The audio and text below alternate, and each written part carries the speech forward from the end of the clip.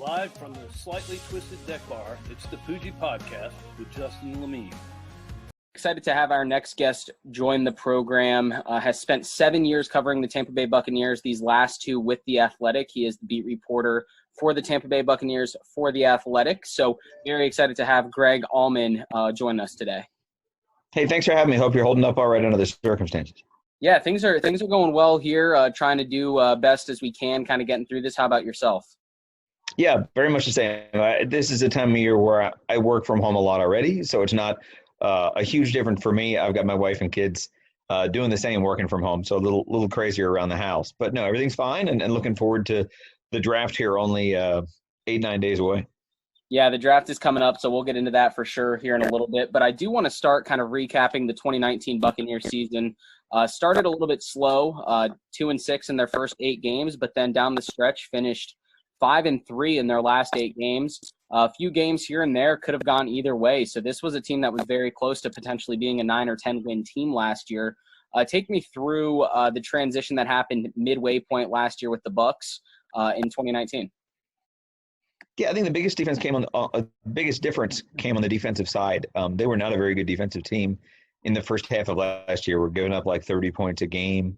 Had a very young secondary that kind of had to learn on the job. But then kind of flipped a switch, and in the second half of the season, like you said, much better. Started getting turnovers, started holding their own against the pass. I mean, they had the NFL's #1 rush defense, but a lot of that was just how easy it was for teams to throw against them. So I think they had a good offense, a productive offense all year long, but dealt with turnover issues. Obviously, Jameis Winston led the NFL in interceptions, had 5 fumbles lost as well.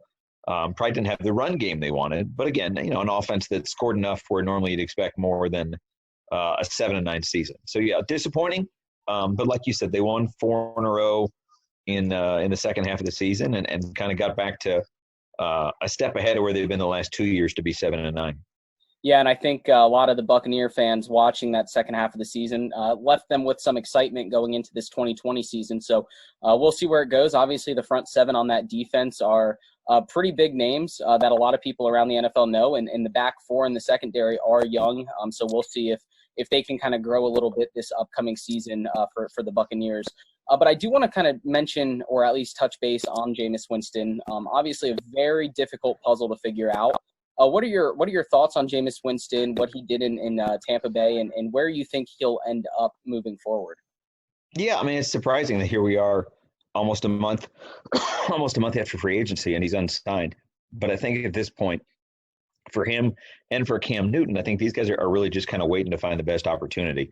The last thing you want to do is sign on somewhere where you think you have a clear path to the starting job. And then I think about Mike Glennon when he signed with the Bears, and it looked like he'd have a real chance to start. And then they go and take Mitch Trubisky at number 2 overall. So I think to wait until after the draft, it's not really even about money for these guys anymore so much as what teams give them a chance to compete for a starting job and not need a starter to get hurt for them to get on the field. So, it's funny. You go back 2 months, and we're sitting here talking about whether or not the Bucs should be franchise tagging Winston at $27 million. Is it a risk to have him hit the open market and risk losing him?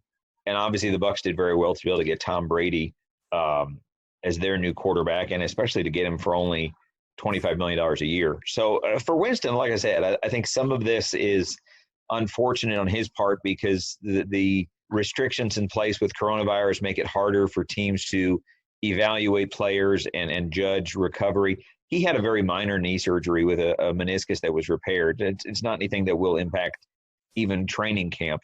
But it makes it all the more important that teams are able to have their own people look at him and check him out and just give him a clean bill of health. So I think between that and waiting until after the draft, it could very well be that this time 2 weeks from now, we know where Cam Newton is playing, we know where Jameis Winston is playing, and they have a chance to beat somebody out this fall if everybody's playing football. Yeah, and I think it does come down to the opportunity to play, like you mentioned, and kind of putting yourself in a position to succeed, having those offensive weapons, that you want around you. So we'll definitely see what happens. But you did mention Brady and the Buccaneers signing him for the very reasonable price, considering all the success that he brings along with him. What do you think were the factors that brought Brady into Tampa? Yeah, I think once he made the decision to move on from the Patriots, what probably helped Tampa Bay the most, I think, first of all, some other things that helped is just Tennessee being kind of low to Ryan Tannehill and wanting to re-sign him kind of took them out of the equation. But the things that Brady has talked the most about, I think, first of all, I think Bruce Arians is a coach who has a reputation of working with some of the best quarterbacks in the league, going back to Peyton Manning and Andrew Luck and Ben Roethlisberger, even Carson Palmer.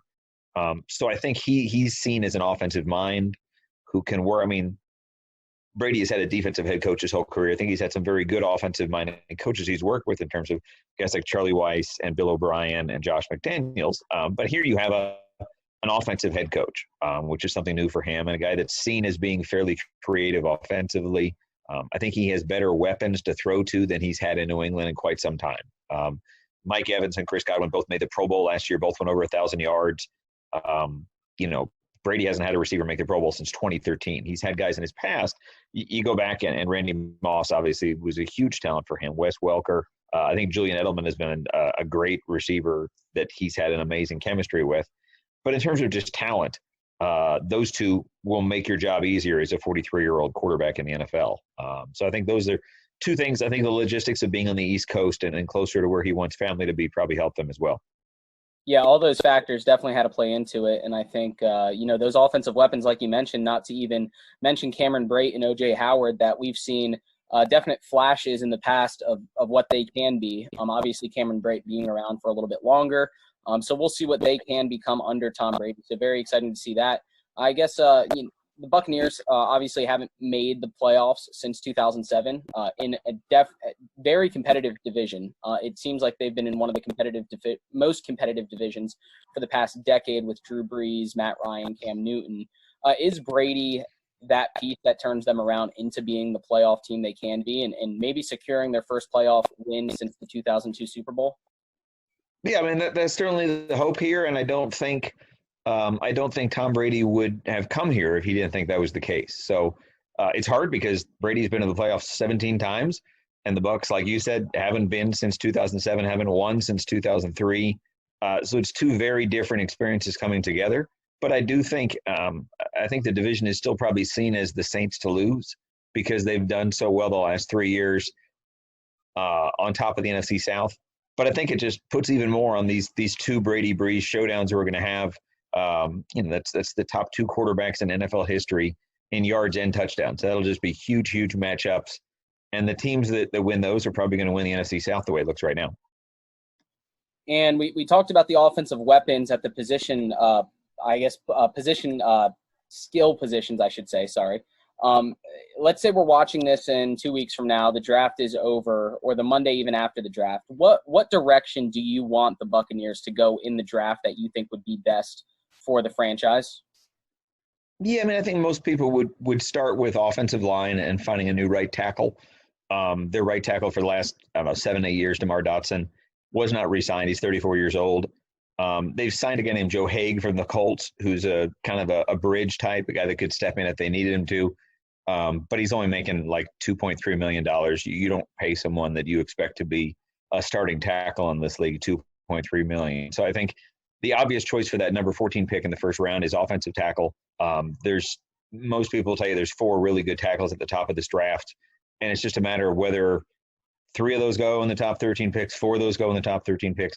I think if one of those 4 is there at 14, it makes a lot of sense for the Bucs to take him. I'm sure they'll add a pass-catching running back. I think they'll add depth at receiver, probably depth at defensive line, outside linebacker. I'll be curious to see what they do at safety. There's plenty of needs in terms of addressing depth and adding youth to positions that haven't had a lot of draft picks in recent years, but I think it definitely starts at offensive tackle. And you have Ronald Jones sitting there as the starting running back for the Buccaneers. Is there a thought that they might draft a running back to maybe just back him up, depending on his production early in the season? Is that a thought? Yeah, no, definitely. Their number 2 last year was a guy named Peyton Barber, who was not re-signed. He's since signed with Washington. And he was probably the more disappointing half of that platoon, if you will. I think they like Ronald Jones as a primary back. They've talked a lot about wanting to add a pass-catching back. If you look at Tom Brady's offenses in New England the last couple of years, especially with James White, he's had more than 100 receptions to running backs in each of the last 3 years. So that's something he's very comfortable with, something he's very used to. I think the Bucs definitely want to identify a back who can fill that role, either competing with Ronald Jones as the primary back or just complementing him and coming on the field in a third down and hurry up type situations. So yeah, I mean, whether that right now the question is whether that's a high draft pick like the second round and number 45 overall, where depending on how things fall, you could get one of the top 3 or 4 backs in the draft there. You look at a guy like Clyde Edwards-Helaire from LSU who had 55 catches last year. He fits the bill really well.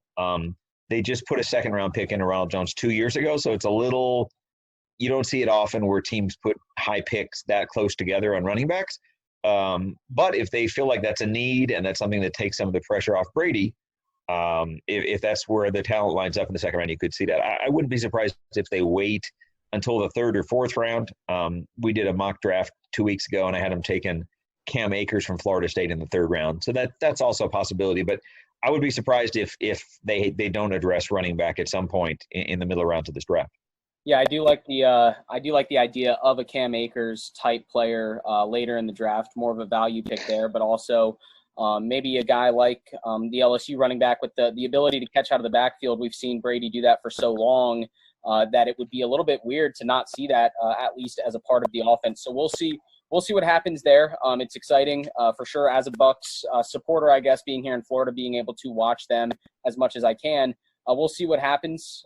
My last question for you is, with the new uniforms coming out, what are your thoughts on the new uniforms and a potential comeback of the creamsicles? Do we need creamsicles back in the NFL world? Yeah, it's been fun. It's something fans here were hoping for and waiting for a long time, and they finally rolled them out last week. It's just a nod, for the most part, it's a nod back to the Super Bowl era and kind of the pewter and red look you saw back when they were at their best, 15, 20 years ago. I think people do like the all pewter number, the kind of the color rush they have that we'll probably see about 3 times this fall. And definitely in all this, if there's something people are upset about down here, it's not having the creamsicle, not having that orange look. There's been a lot of talk that next year, that in 2021, the NFL is going to allow for a second helmet, which makes it a lot easier logistically to have a creamsicle look. As kind of I think it's still just going to be a once-a-year throwback type game, but for fans here, that's something they'd be very excited about.